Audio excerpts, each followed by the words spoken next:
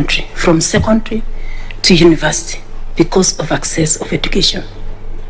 The fund we manage has built schools, has paid bursaries for students, has improved even the security of the country because it constructs offices for security officers to bring services closer to people. It has made many children go to get scholarships because of sports, just to mention a few. Why am I saying that, Chair? I'm saying this because I want to show this panel what work the board is doing to bring this impact. And I want to show you the strategies which we use at the board. At the board, our functions are devolved. We don't do anything at the head office. Our work is carried out in respective constituencies. When we get funds, we ensure that we disperse equally and equitably to all constituencies. We don't favor any at all, for the mere fact that we serve politicians and they are our oversight. We know the boundary between our work and that of politicians. Madam Chair, when you see our work, we receive proposals from the ground. And I tell you, Chair, we don't receive manually. We use technology. We receive proposals online. We analyze online, Chair. Funds from Treasury to our accounts. It is done real-time, online, efficiency. And even receiving reports, it's real-time. Chair, it shows how technology can work. I think we work much efficiently like the banks. We've never received much complaint, and I can say at the board, even technology is over 80% in terms of efficiency. Chair, at the board, we don't do the work on our own. We consult. We use networks on the grassroots. At our constituency offices, we have various stakeholders and committees. Before we implement any project, the people at the ground have to discuss and see the need for that project.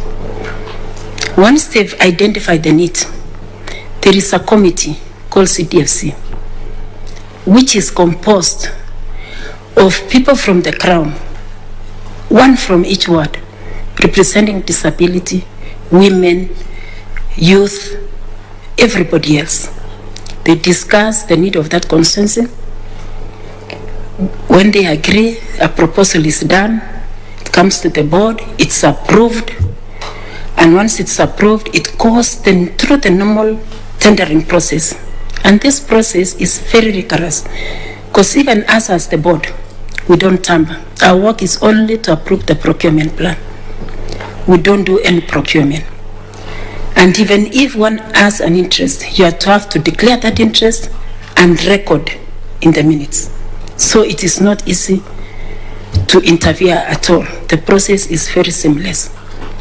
Chairperson, when the proposals now come and we've approved, there is a different committee called PMC, Project Management Committee, which undertakes that project. What am I trying to say?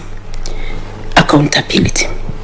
Everyone is accountable, from the director, the way I told you, we have our own individual responsibilities, to the management led by the CEO in terms of carrying out operations, to that farm manager in the constituency, to the committee from the stakeholders, to the project committee, to the FOTA or that Kenyan who wants service.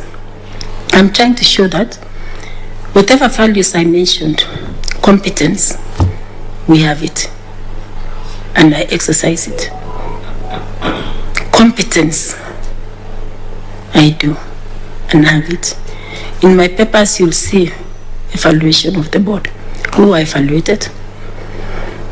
And you can see the areas where that was our first evaluation, because it's a 3-year term.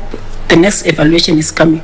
And I believe in areas which I didn't perform well, I'll strive to improve on them. Chair, our board, by the time we joined, the CEO had been acting for 11 good years. Because it was not possible at times, the process of recruiting a CEO there, it has to involve the CS, it has to involve Parliament, and it has to involve the board. So at one time or another, either Parliament have gone on recess, or Parliament has been dissolved. Another time, the CS maybe is not there, and the board was not in place also for some time. But I want to tell this panel that when I was heading that committee of finance, admin, and HR as the chair, recruiting of a CEO being the duty of the board, we had to do that exercise ably. And as I talk now, we have a substantive CEO on board who came on board. Nobody challenged the process. There were no politics. So it shows how competent our board is. Chair, when you look at the CDF, I'm emphasizing on CDF because, one, we deal with politicians. And the job I'm looking for, also it has to deal with politicians. So I ask myself, how come at the CDF board, everything, all the strategies we put in place are working? Even ICT, publicity, you go to the crowd, all our projects are publicized. We appraise the staff of the board, the 290 annually, and even before they renew the contracts. And there's no so much violence the way we find on the ground, and it's the same politicians whom we have at the IEBC. So what am I trying to say? That we need to use what is in IEBC to improve and perfect. We are not going there to start. There are people already there. There are strategic plans there which guide. There are documents, there are laws, there are work plans. So I think the major issue is professionalism and implementation. Because we are not. Thank you, Chair. Yes, go ahead. Next, Chair, which is also is very important to this job I'm looking for, is my work at the Independent Interim Boundaries Review Commission. I was a member to that committee. Everyone knows it was one of the Agenda 4 commissions, and the main reason why that commission was formed was to address the historical injustices and gerrymandering which was happening in the country. I mean, maybe manipulation of constituency boundaries the way it was that time. So I had an opportunity to serve in this commission, but I want to say that it had a very big impact. The coming up with 290 constituencies, we were able to redraw the 80 to add into 90, and as we talk now, even when it went to Parliament that time, Chair, there were minor issues which were addressed through consensus, but I can say over 80% of the report was adopted. How did we arrive at that? It's the strategies again we used. We involved the public from the word go.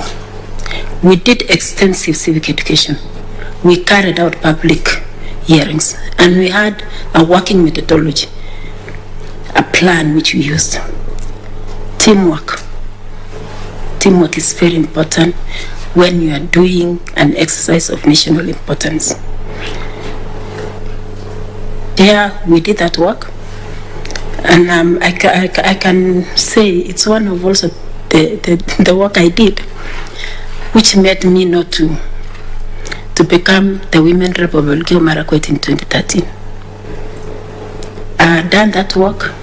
I was very competent, I knew I'd done something for my people, but when I went there, Elgeyo Marakwet didn't get anything at all. In fact, it's one of the protected counties in terms of constituencies. People didn't understand why, because I was there.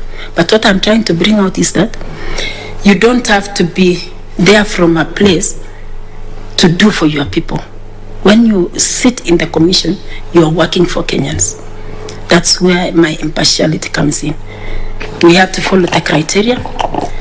There were laws, but I'm happy those constituencies were protected, because apart from the population quota, which you were looking in as the main criteria when doing boundaries, there were other factors. Geography of the area, cultural ties, historical and economic, means of communication. So there were other factors which helped to address those issues.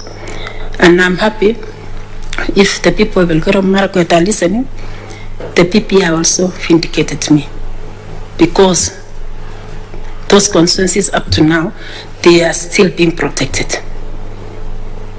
So, Chair, to ground it all, I had also an opportunity to work at the Constitution of Kenya Review Commission.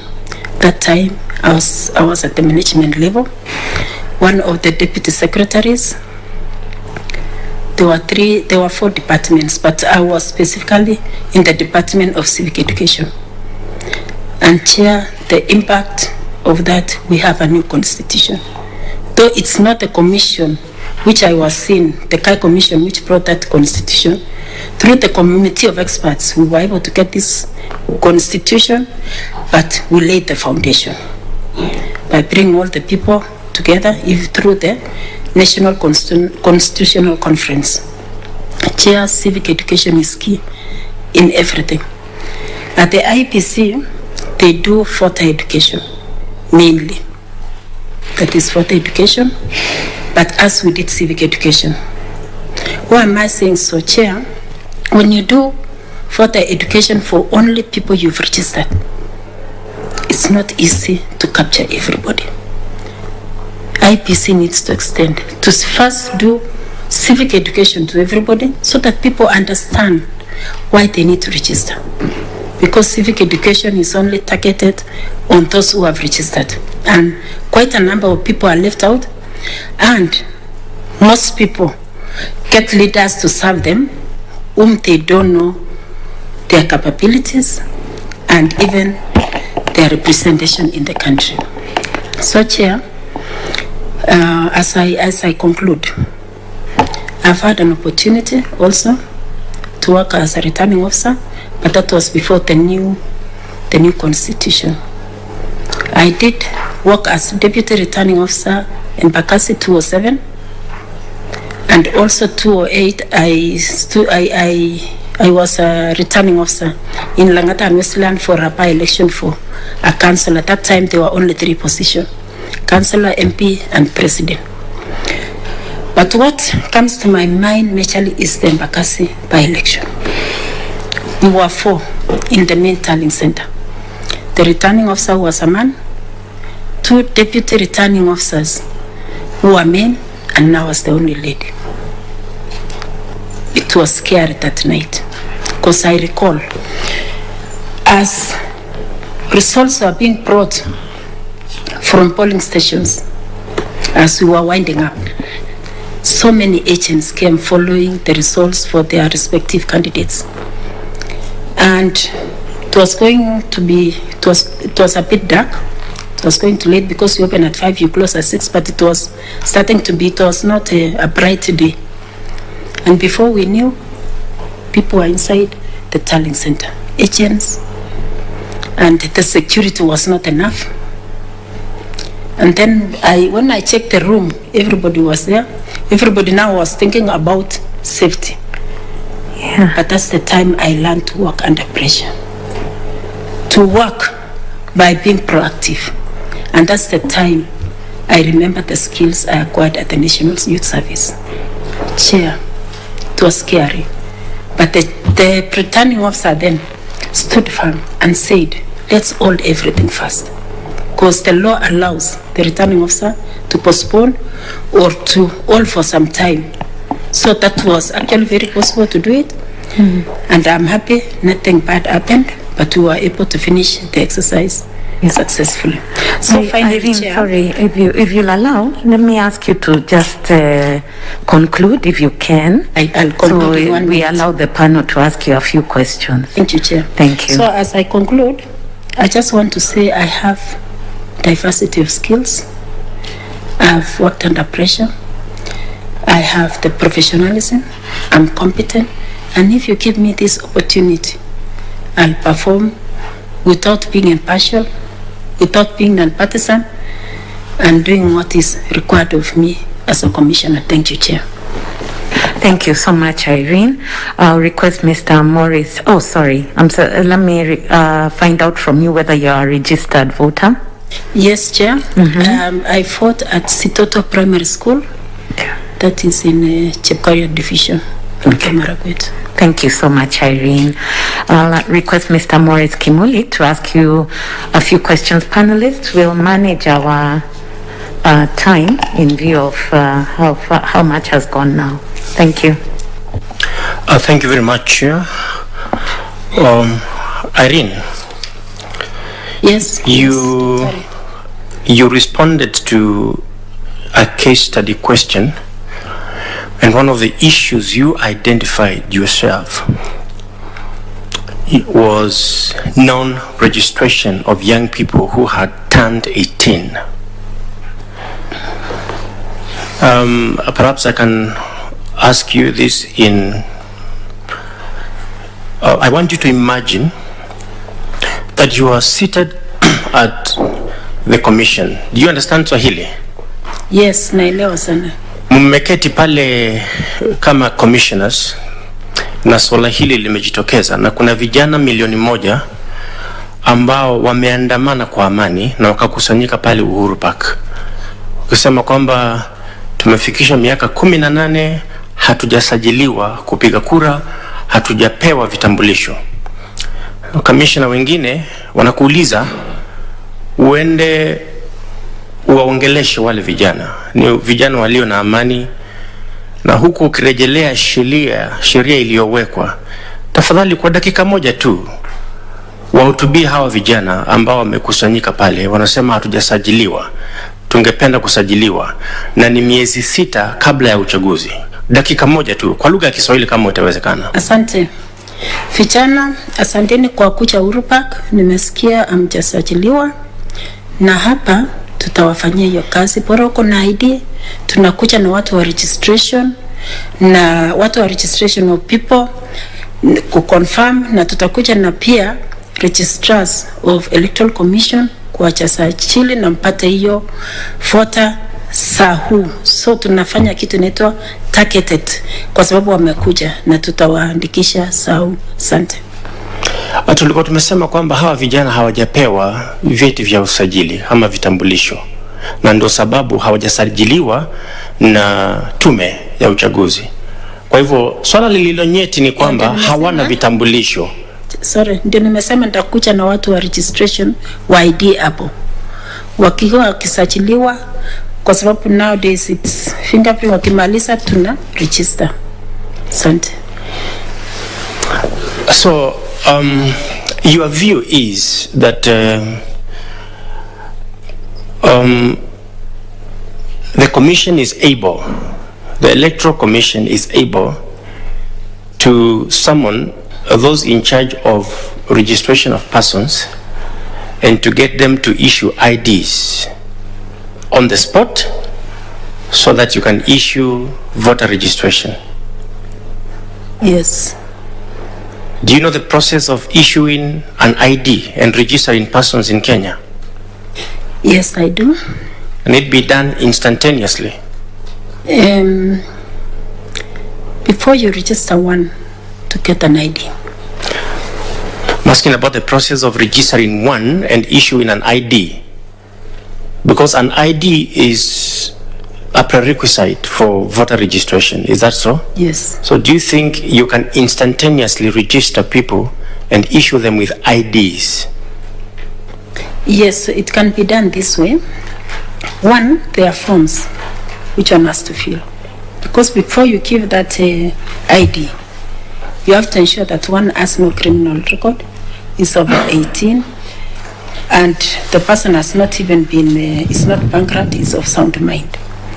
It is possible, if there are such 1 million, that is a very sizable number of people you cannot ignore, because it can be start of, if it can be even a recipe of something or chaos. So the best thing is to get them fill the forms that day if they've come, to provide all those what is required to fill that form, to see if they are eligible to be given those EIDs. And if there are those who are eligible, Urpak and Nya House is very near. If they have somewhere where they can stay, it can be done within a week. If they don't have, we can talk with them and agree on the best way to go about it. But it is something which can be Thank you. I think you live in this country. Yes. Do you know how long it takes to get an ID? Perhaps you got one many years ago, but do you know how long it takes if you apply for an ID to get one? Yes, I know, especially when I lost mine. And How long roughly does it take? It takes up to around 3 months. It takes up to around 3 months. Yes, depending where you are doing it from. Would you be right to promise young people that we shall register you now, we shall issue you with IDs, and we shall give you your voter registration here and now? Subject. We'll be telling them we'll issue you, but subject to those conditions if they meet the requirements. Now, is it your statement, Madam, that for you to get an ID, you need to have a clean criminal record? Yes. That if you've been convicted, you're not supposed to be registered as a Kenyan once you turn 18? No. That you said that? No, I'm saying. Oh, that was. Did I hear you right? You said one of the conditions is that you must not have a criminal record, and there are other conditions attached to being, before you're registered, you're issued with an ID. Are there conditions really? No, the condition is for voter to be registered as a voter, not to get the ID. Not to get the ID? Yes, because they had said I'll bring the other one to register for IDs and then also as a voter. Allow me to leave that point. You were working with CKRC, the Constitution of Kenya Review Commission, and that was in early 2000. It's true that that commission was collected views from Kenyans, but was not able to deliver a new constitution. Is that true? Yes, it's true. In 2010, the Committee of Experts delivered a constitution. Yes. What do you think the Committee of Experts did which you could not do as CKRC? Thank you for that question.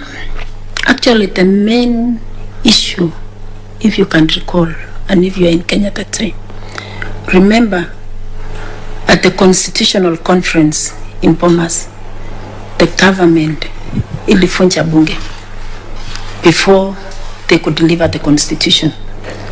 And that is actually what made things now to go to plan B. It was until the next government which came that the process was restarted. So there was that huge gap, and the time was not enough to do it at that period. But you also agree in 2010, the government was also involved. Yes.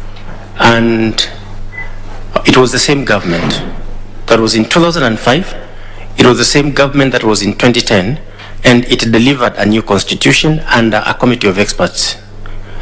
You do not accept any blame for anything that you did that could have led to a rejection of the draft, either by the government or the people of Kenya. You don't accept any responsibility. No, I do, but... what responsibility do you accept? One, as I accept, remember also the term of that commission had a time frame. So also they had to go because their time had. How many years? It was 5 years that time. The committee of experts worked for a lesser period of time, and they delivered a robust constitution. True, but they were not starting from the ground. They didn't do much of the work which had been done. They didn't do civic education. They didn't bring the delegates together. Much of the work, actually, 75% had been done. I remember even when they were was it in Cliff or where? It was said by 10H, 70% of the work had been done. 30% needed to be done.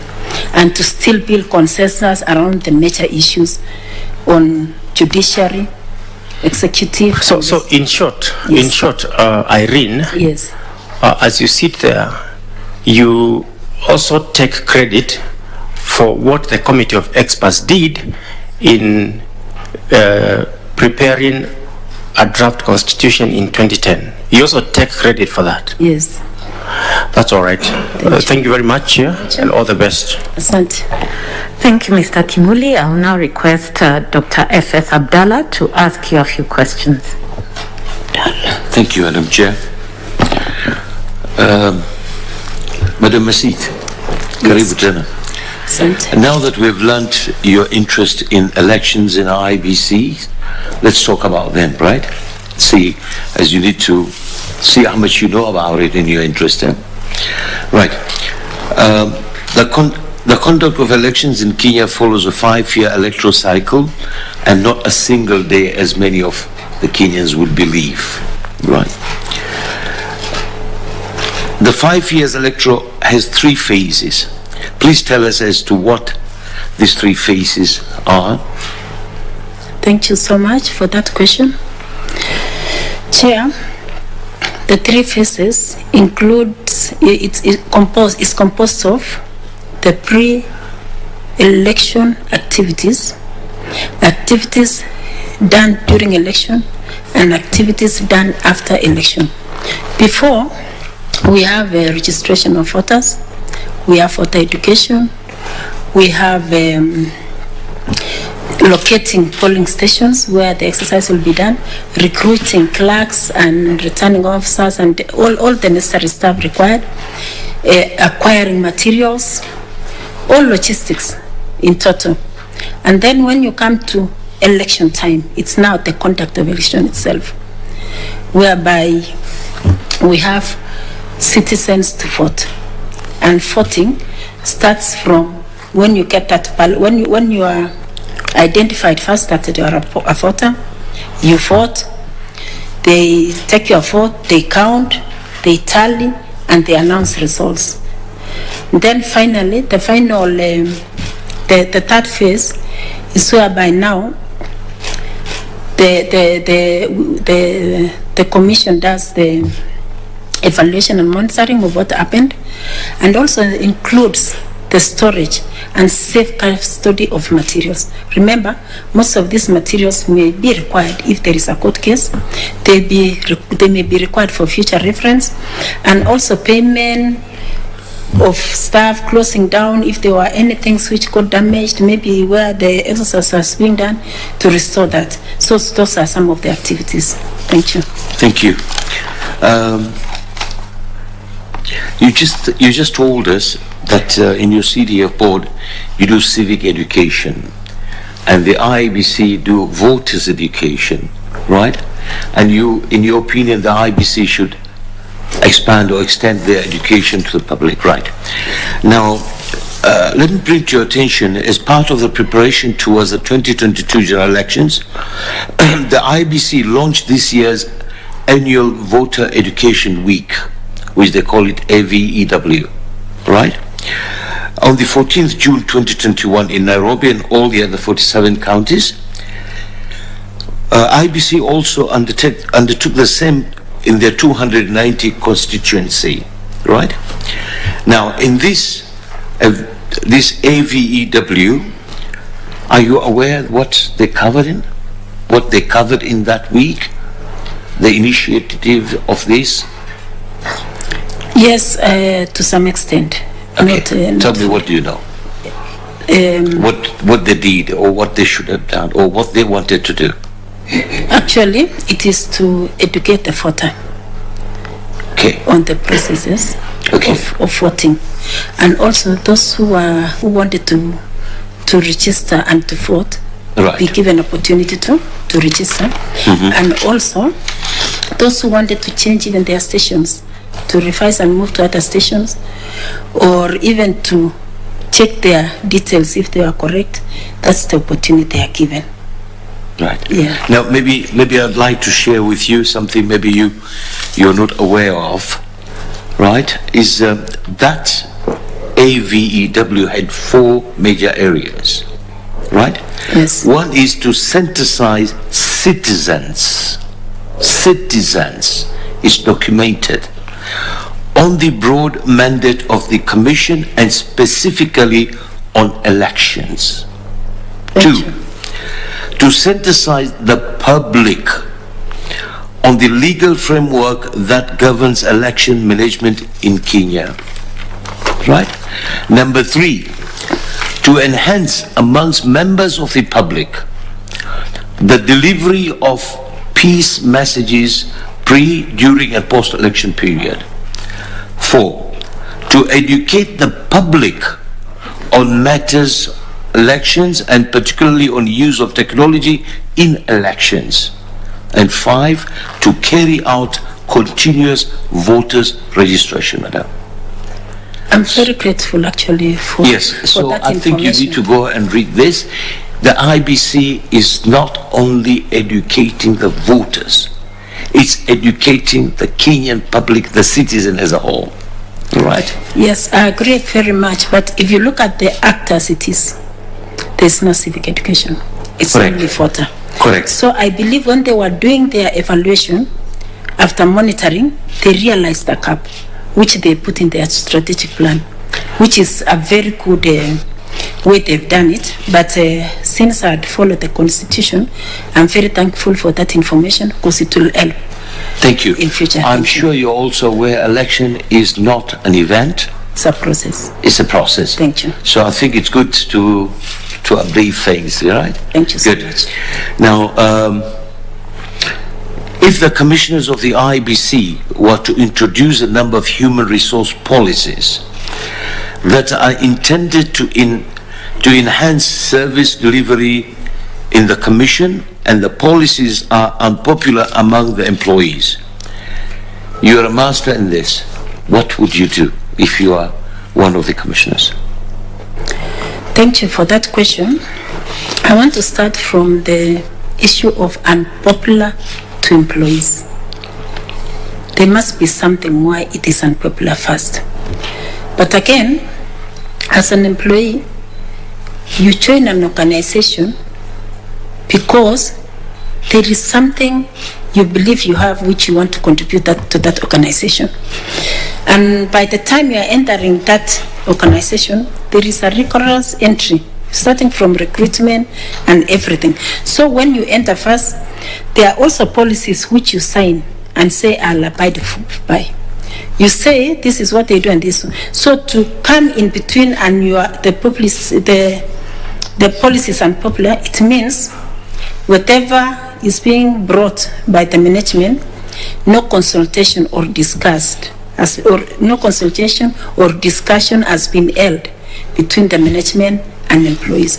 So the starting point would be, before you put any policy, either new or emerging, to any employee, it's good first to discuss about it, say why you are bringing that policy and what it will achieve, and then now you can work together to see the best way to go about it. Because it's not only good to impose some policies, it's good to bring policies which can benefit both the employer and the employee. Would that be part of your profession or your teamwork abilities? It is both teamwork and also profession. Thank you. Thank you. Just a point of information. Sometimes Yes. the employee doesn't really look at the policy of the company. They look at what perks are coming with a job.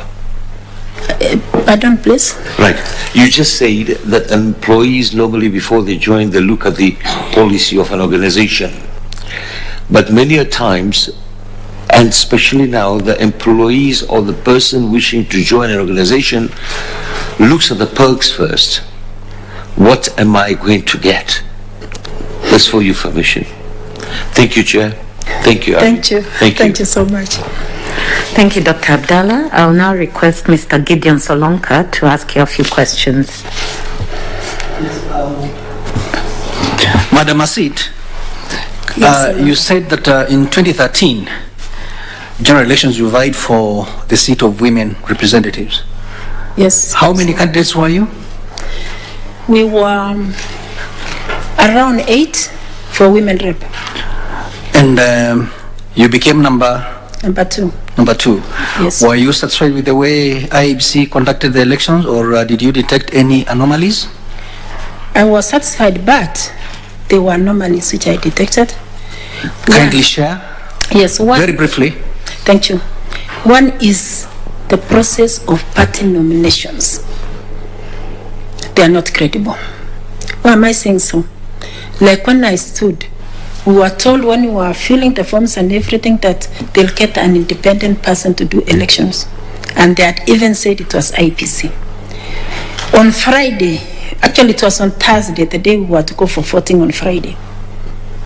We went to our stations, the papers delayed, they never arrived.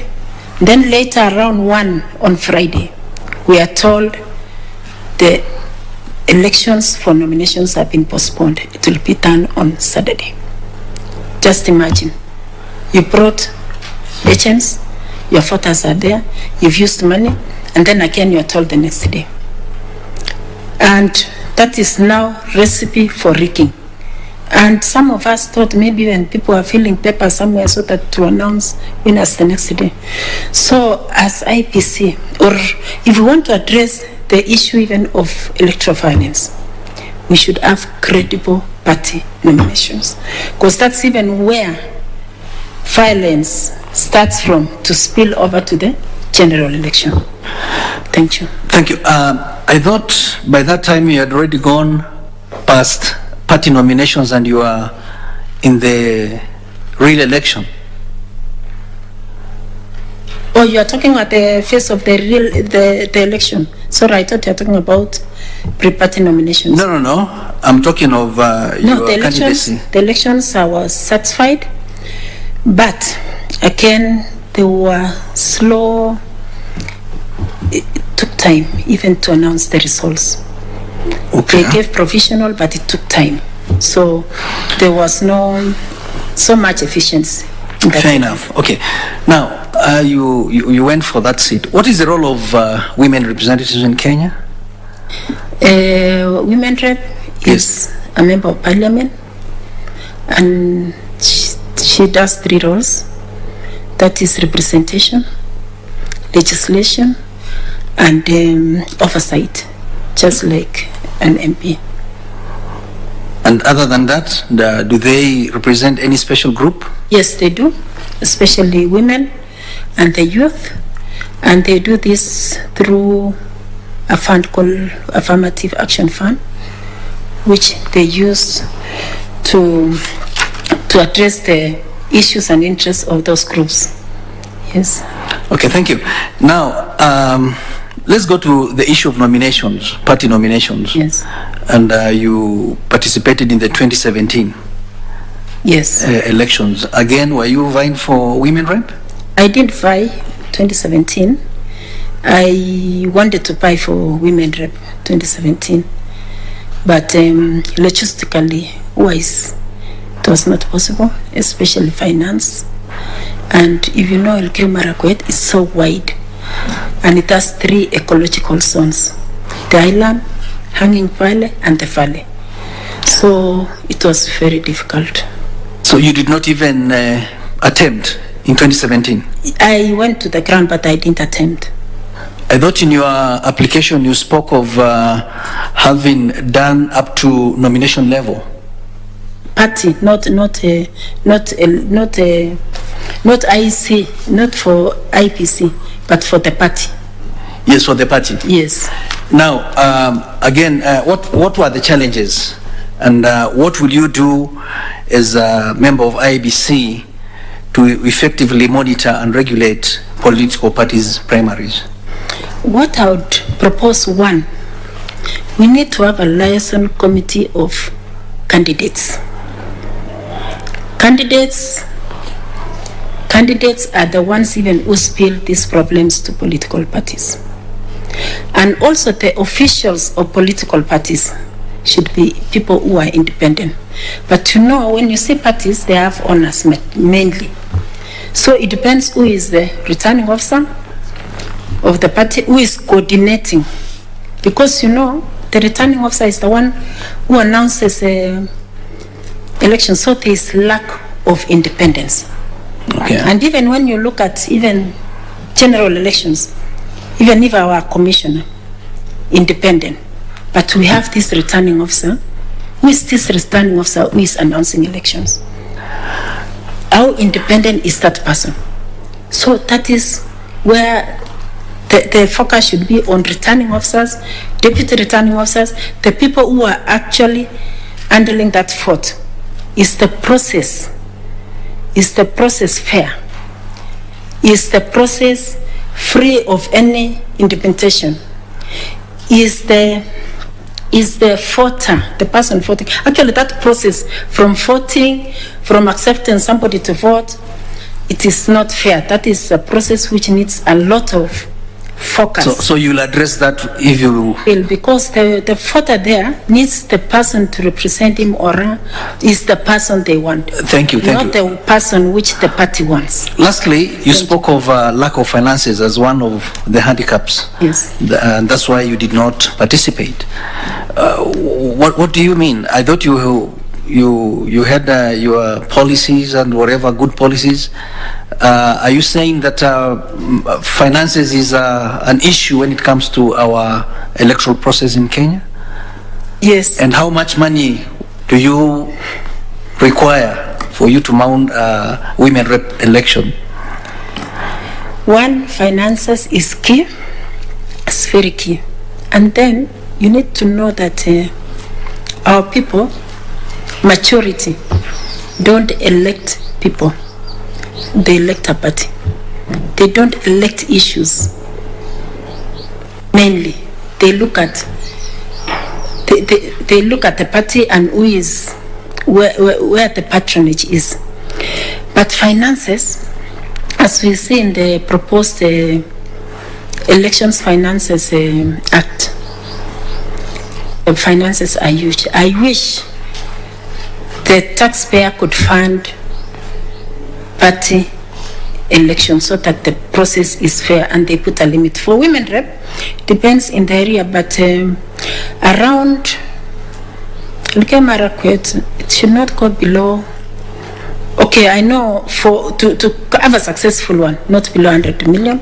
But me, I had only a paltry, very little money, which I cannot even mention the amount yet. So finances is key, because you have to movement. You have to feed the people who are going around to solicit the votes. People want something. If you are going to ask for something, people will come up with an idea. We don't have water. Okay. That's the time you tell them, I'll give you a water tank. Or so there is money that you directly give to the voters? Yes, exactly. And isn't that not voter bribery? Not even voter bribery, it's inducement, actually.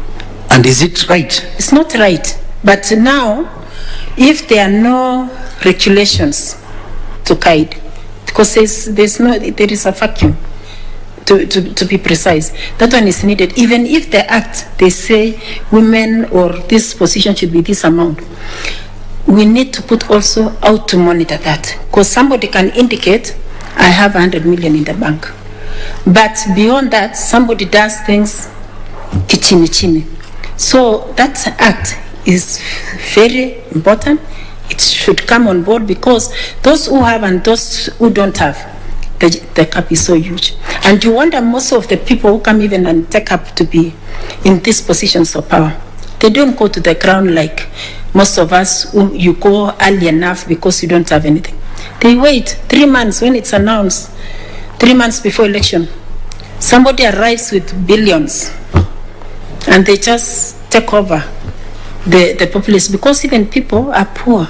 People want, there is money here, people cannot just see money going and they leave it. So people are bright, people are compromised because they are vulnerable. not because they want to do so. Thank you. I've heard you. Thank you, Madam Masit. I wish you all the best. Asante.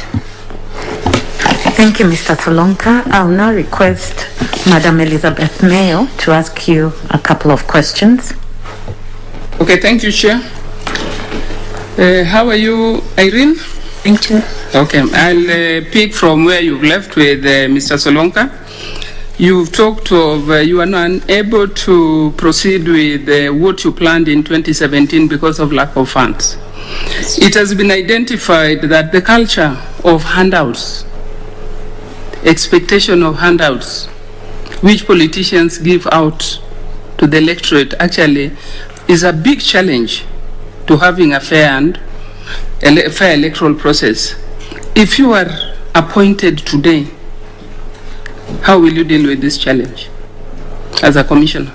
Thank you for that question. One, I'd said the regulations. Regulations. It should be there like yesterday. It's very important. And also, code of conduct. All aspirants should sign a code of conduct.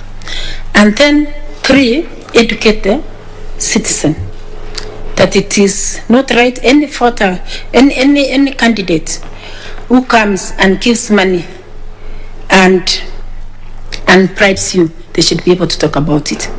Then we need a whistleblower policy, because we need people to be there. We have the intelligence.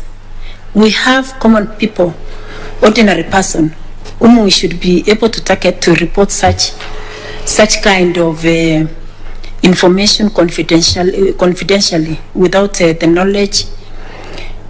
knowledge of the candidate that so and so has reported. So we need that kind of policy to protect that other person, that whatever they say, it should not go out to the public, because we have also intelligence on the ground.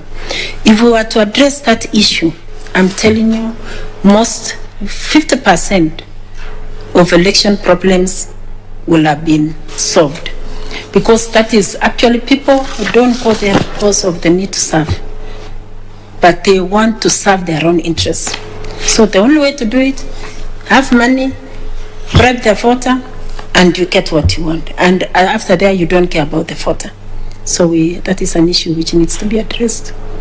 Okay, thank you. Yes. How will you enforce and ensure that regulations and the code of conduct you put in place are being followed? Yes, as I looked at the IEBC Act, there is a cap. We need maybe a department or a department for enforcement. Because when you look at to enforce the laws and everything. Will this department be within IEBC, yes, or IEBC. outside? No, within IEBC. Okay. Because you see, even when we are conducting elections, when IEBC is conducting elections, it is during that period that they try to get even security to man the areas from the government. But if we had a directorate specifically for that purpose, with qualified people, professionals, with even a director aiding it, so that it is there full time to look at these laws, enforce when an issue happens, it is taken up immediately. And now that we are going towards general elections, tensions are starting to build up. But if we had specific, and we put in specific constituencies are not many, if we had coordinators to just for that peace and for harmony, it could help. Okay, thank you. In 2013, Irene, Yes, you participated in the general election I did. as a Women rep. women rep. Yes. And you have rightfully told us here some of the challenges that actually you face. Can there be an issue of intimidation? You got intimidated because you are a woman? To some extent, but mostly one, abuses. People can look at you and they want to know where you are married, Who are you? Talk louder. Sorry. Yeah. To know where you are married. Who are you? Why are you? If you come here, people see, especially if you are not from that community, there is that issue. There is the issue of education. They look at some people and they feel they are not part because they are not educated enough. There is the issue of affiliation. Depending on which party you are in, people can just hate you not because you are not good enough, but maybe whatever affiliation you are in. There is also the issue of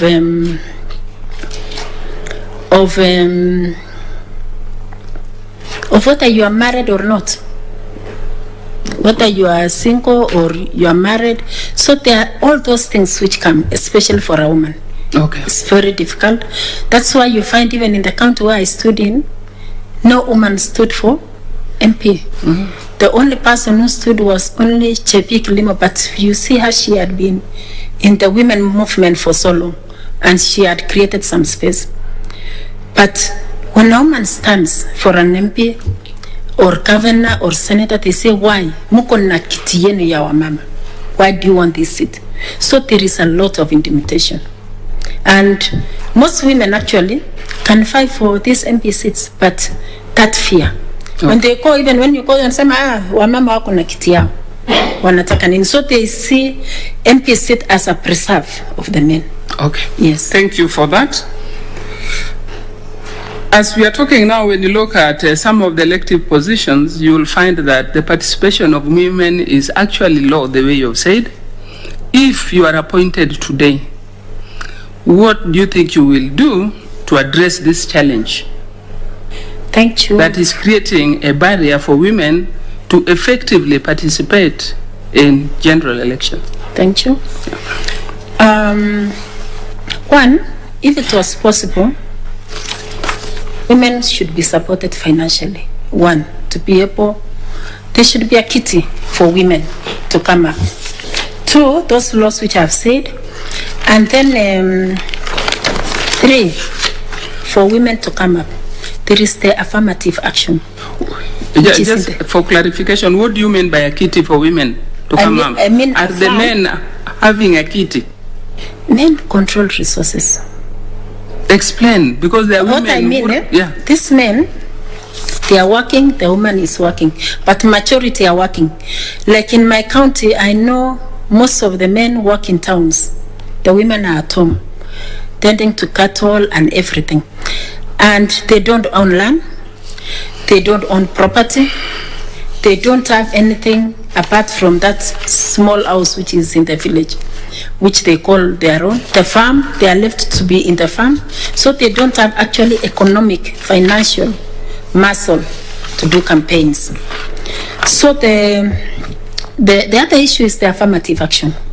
You remember there was the 2/3 which was supposed to come in parliament. At least in the county assemblies, it has been somehow addressed.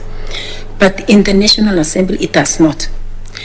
Where it's difficult to get that fund, the 2/3 should be done for women in parliament. It should be done, and it should be part of the legislation. Because women are very good leaders. Women are very fair, and women, it's very difficult to bribe a woman. In fact, even when you go for those looking for votes, majority of the people who are in the centers are men. Very few women. The people who intimidate people mostly are men in the centers. So we need that affirmative action to put numbers to allow women to take leadership roles. When you look at the constitution now, you saw it in Bunge, everybody saw it. When it came to the issue of women getting affirmative seats, it was the men actually, because they are the majority, who ensured that that bill didn't pass. So we should look for another avenue. It doesn't have to pass through parliament. We can look for another avenue or put in the law that such a women should be maybe appointed, maybe one per constituency or one per county, We have to come up with a method. If voting has to be done in parliament where majority of the voters are men, will not be able to get through. So we have to think of a better method. Okay, thank you, Irene. Sure. So if you are appointed today, one of your assignments will be to come up with a proposal on creating a fund for women. So where will you send this proposal? Thank you. One, civic education first. Everybody knows the leadership gap in this country. And one, I'll start from the management at the IEBC if given an opportunity. We'll need to do audit trail, starting from constituencies and going to the office. We start first from where we are. Is the composition of IEBC. Irene, we are talking about the fund. I mean, in terms of jobs. No, you've talked of coming up with a kitty for women. So I want clarification on how you will do it. Oh, it is legislation.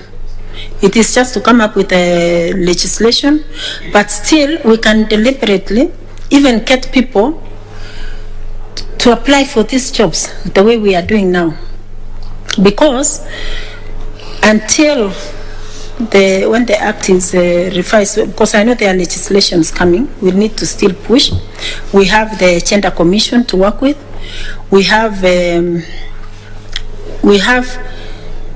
civil society. We need to push. We need to do stakeholder engagement and agree, because most of these things to do with political processes, we need consultation. It's not a law in most. Look at even when we had post-election violence. It's not the law which solved the issues. It was mediation when Kofi Annan came and everybody. So we need to sit and have a dialogue as a nation. Okay, thank you. And then from that dialogue now we come up with a document to enforce it. Thank you. Though I wanted you to come out very clearly on how this kitty can be formed, how it will help women, and how women can apply to get funds. Yeah, though you didn't touch on that, so we can move to the next. So in the event there is serious resource challenges in IEBC, especially to carry out voter education, and you are just having 13 months to go, how will you carry out voter education with the limited resources you have? Yeah, it's true that resources can be limited because most of the funds is what we generate from the revenue. Not the why, the how. But now, the government and the whole nation is aware we are going to have an election. Everybody is aware. And there was a budget which was done the other day. It went through Bunge, and I believe they've set aside those funds. But if there is a cap, we have to look for other, maybe donors, other support people. They don't have to be in cash. We can look at the cash which we have. We used to conduct elections, but we get other stakeholders to assist. If it is materials, we get somebody to fund for materials. If it is to do with trainings, we get some people in training areas to assist us to train people. So we have to get some stakeholders to assist. Can you mention two key stakeholders who will help you with that? Yes, like you have talked of. Just hold on.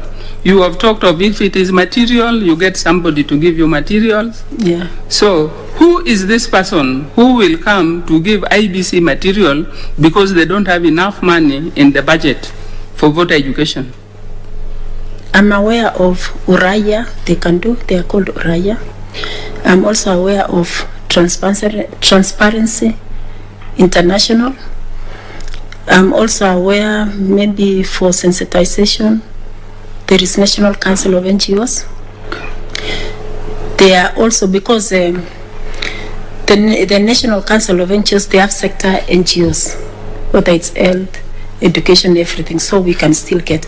And we have also donors, international donors, like through international donors, like through embassies through even countries, partnership, international partnership between the governments, between our government and other governments. Yeah. Okay, thank you. Thank you. So in your own assessment, what would you constitute to be mismanaged voter education, and how will you deal with that? Mismanaged is when the process is not fair. It is not done the way it should be done. Where there is bribery, I can say it was mismanaged. Where one votes, but that vote is not counted. Where one votes, and maybe that vote. Irene, I'm talking about voter education, not the actual voting. Okay. Yeah, mismanaged voter education process. Thank you. Mismanaged voter education happens whereby one, first, there is no education done. Or two, the people who are offering the education are not knowledgeable enough about what should be taught to the people who are supposed to get educated on that education. So to ensure that voter education is not mismanaged, we need to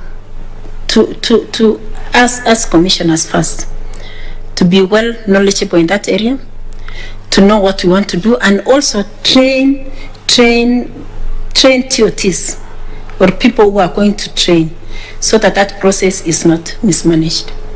Okay, thank you, Irene. Thank you, Chair. Thank you, Madam Mayor. I'll now ask the Vice Chair to ask you a few questions. Thank you. Irene, you have given a very good explanation of the issues, especially you mentioned financing, electoral financing and expenditure in elections is a major issue affecting our electoral processes. I would like you, as somebody who has worked in this area, who has been in the elective area for quite some time, just mention 5 issues affecting our electoral democracy in this country. Just 5 items. You say these are the key main issues. 1, 2, 3, 4, 5. Yeah. One is violence. Another one is bribery, intimidation, lack of understanding the process of what is supposed to be done, lack of enforcement, and also adequate personnel.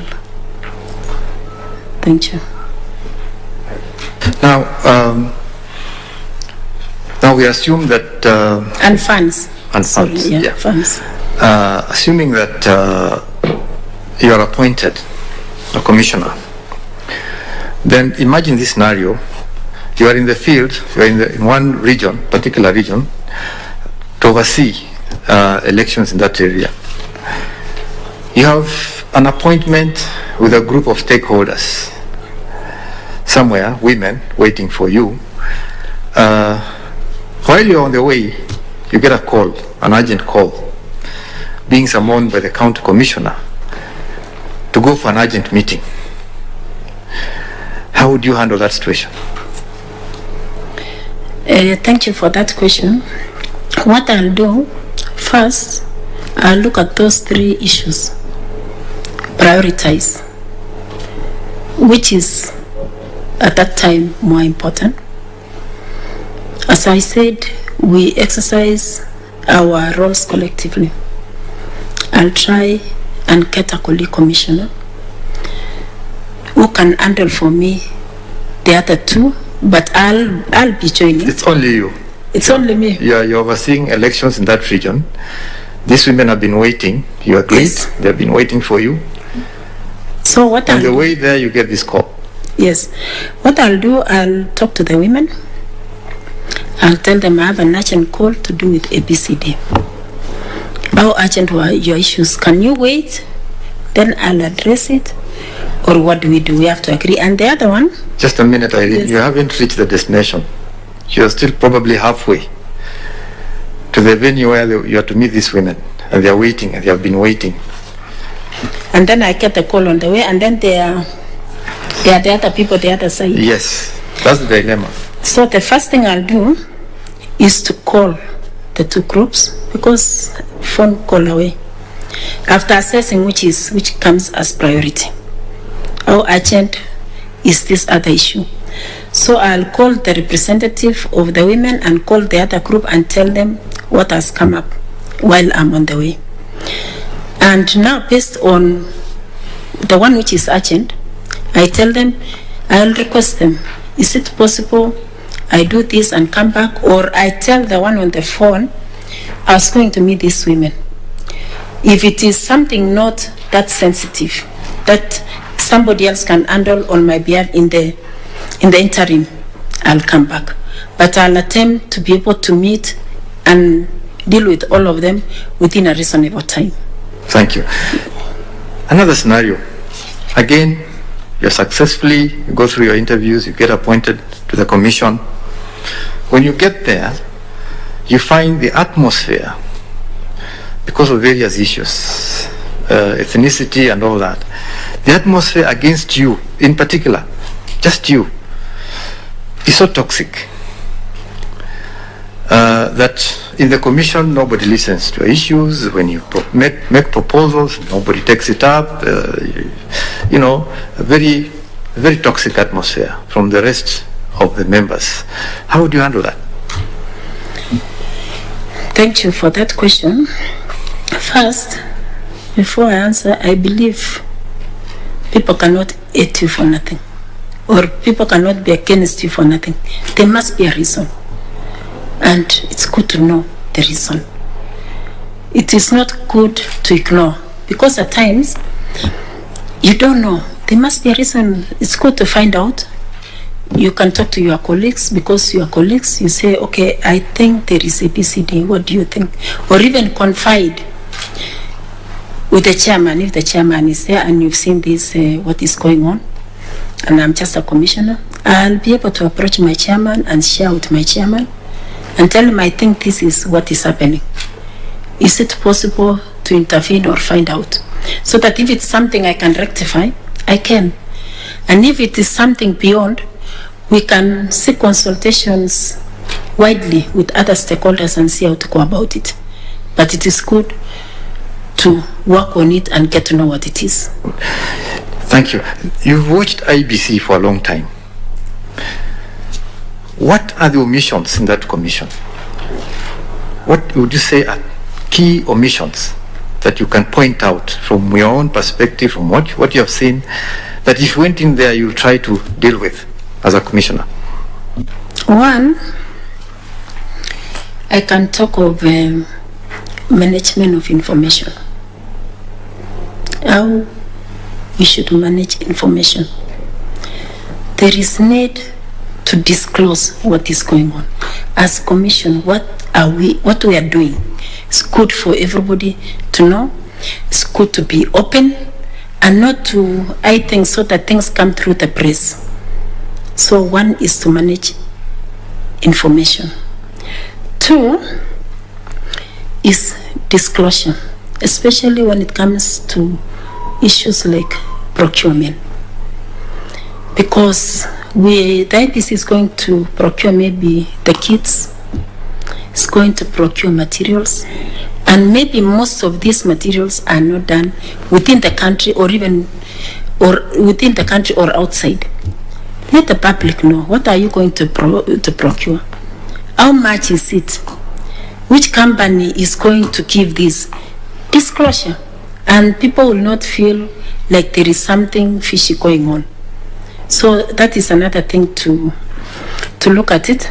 Three is funding for the commission. Though we are independent, we are also interdependent, because we depend on other institutions, especially the executive. So we need to work together. You cannot say we are independent and again you want funds.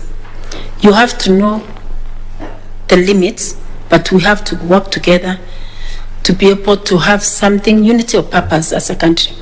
When we were doing boundaries, our vision was boundaries as bridges to national cohesion. We need to bring also that cohesion in being interdependent with other government institutions, but independent in carrying out our responsibilities and duties. Another thing, if I was at the commission, is the issue of dealing with political parties and candidates. That is an area which needs to be worked on. Because candidates are together in one party, when they lose nomination, they divide. It brings a lot of enmity, it brings so many things.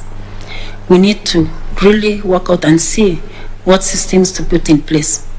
And people to be accountable individually, not collectively. Everyone to be accountable for his or her actions, which in the political arena. So that one, we need to really look at the laws on how people can be accountable and how they can be enforced. And whatever is done, we can even have a shame, name and shame. When somebody does anything, it should be acted upon, it should be widely exposed so that Kenyans can know, and it becomes a lesson to other people. Thank you, Irene. Thank you. Thank you, Chair. Thank you, Vice Chair. I will now request Reverend Father Mutier to ask you a few questions. Thank you, Thank Chair. you, Chair. Good morning, Madam Irene. Thank you, Reverend. I would wish to ask you just a few questions. In your application letter for the appointment as a commissioner, you articulated that you have met the requirements of Chapter 6 of the Constitution. Allow me to ask you, what are the guiding principles of leadership and integrity as stipulated in that chapter? One is to be impartial, to be non-partisan, to have moral and ethical conduct, to have professionalism, to be non-partisan, to have integrity, and to show leadership, among others. Thank you. Thank you. So how would you handle a corrupt person who seems to find their way into political leadership through bribing your staff in the commission if appointed to be a commissioner? To bribe their way into a political position through the staff of the commission. You are saying if... How would you handle a corrupt person who seems to find their way into a political position? Oh, okay. By bribing your staff in the commission if appointed a commissioner? Now I get it. You are saying if I'm a commissioner and somebody uses a staff to get to bribe the staff so that he can get maybe nomination or he can get into the office. Yes, madam. That one is a criminal offense. So how will you handle it? Yeah? I'm asking how would you handle that as a commissioner? Yes, so what I'll do first is to investigate. If there is confirmation actually that what happened, I hand that one immediately to law enforcement agencies because that's a criminal offense. And yeah, I think that is it. A criminal offense to who? Who is the criminal here? The criminal is, it actually is both. The staff actually who did that should be the one to take more responsibility. And also the giver. All of them should be charged in a court of law and it should also be made public. Should be made public? Yes. Okay.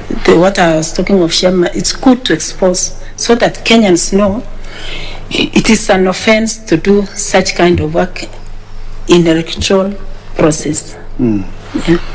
Thank you, Madam Irene. Allow me to ask you, I hear you are fluent in Kiswahili and katika utangulizi wako wa usemi ulisema kwamba miezi mitatu kabla ya uchaguzi kuna watu ambao hupata nafasi kuja mashinani wakibeba mamilioni ya pesa na wanaadaa wanarika na wamama na wengineo waweze kuwapigia kura, na pia umetueleza kwamba mwaka wa 2017 pesa ilikuwa kisingiti kimoja ambacho kilikuzuia usiweze kuenda kwa uchaguzi kama mama. Swali langu ni je, ni jambo gani ulifanya kupinga ufisadi wa aina hii? Asante sana. Ningependa kusema hivi.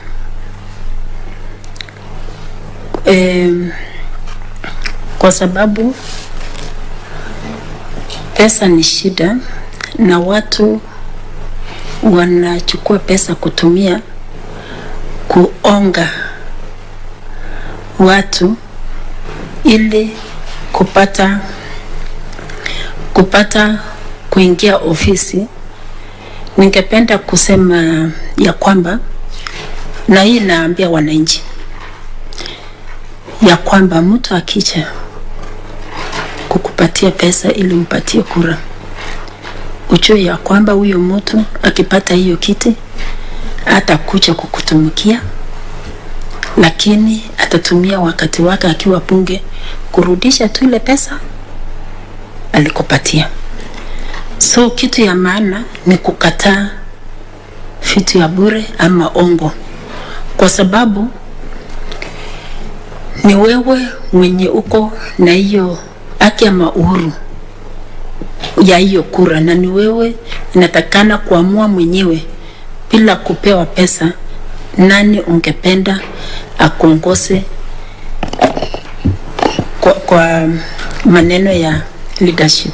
Swali langu ni kwako, ulifanya kitu gani kupinga ufisadi wa aina hii? Kwa sababu kama watu walipewa ongo ama huwa wanapewa ongo, na wewe umeona vijana wamepewa pesa, wamama wamepewa pesa, watu wengine wamepewa pesa, tangu wakati huo ni jambo gani umefanya kuzuia mambo haya ambao pengine yanaeneza ama yanaelekeza watu katika njia ya ufisadi?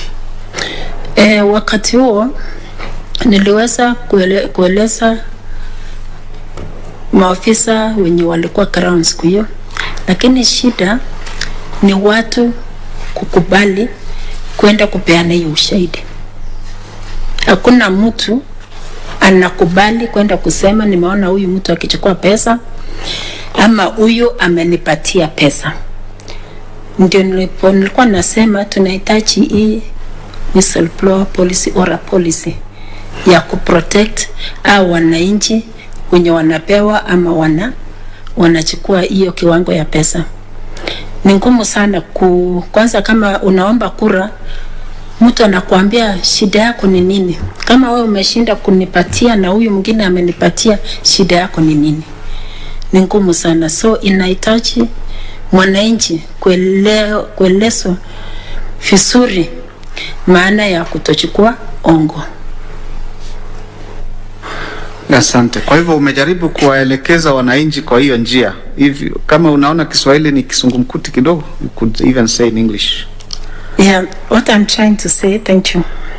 What I'm trying to say is, especially when you are looking for a vote, and another one is looking for a vote to be elected. One, they'll say first you are jealous. You don't want somebody else to get it because you are using now an excuse of bribery to prevent somebody from getting a seat. So how do we stop that bribery? That is now this bribery, what I'm trying to talk about is we need legislation. We need legislation. And legislation to be enforced. And this legislation should not be something very difficult to understand. It should be something in a form way. The way you just see when somebody even registering, have you been convicted? Have you done this? Just simple questions from common mwananchi. Kusema ukichukua hongo unafungwa miaka hivi. Mtu akikupatia huyu ataenda hivi. Ukipatikana, such simple form which should be enforced. And it should have somebody's name, somebody's signature, ID, and distributed to voters so that everybody can sign. Should you be found, you are liable. Thank you, Madam Irene. Thank you, Chair. Thank you so much, Reverend Father. Irene, was just looking at your application. We noticed we didn't receive your biodata form. Did you fill it? Yes, I did, Chair. Oh, you did? And I submitted it personally. It was not online. Okay. Yes. Thank you for that. Thank you. Otherwise, we've come to the end of your interview. Oh, let me ask you one general knowledge question. You have applied to join IEBC.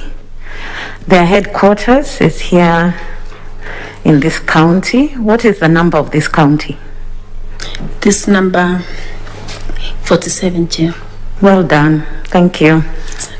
Okay, so I'll invite you now to make some remarks, if you have any, to the panel. Thank you, Chair. I want to thank you specifically, Chair, and your members for this opportunity. I know so many people applied, and it's only by grace of God that some of us were able to be shortlisted, and I'm very grateful.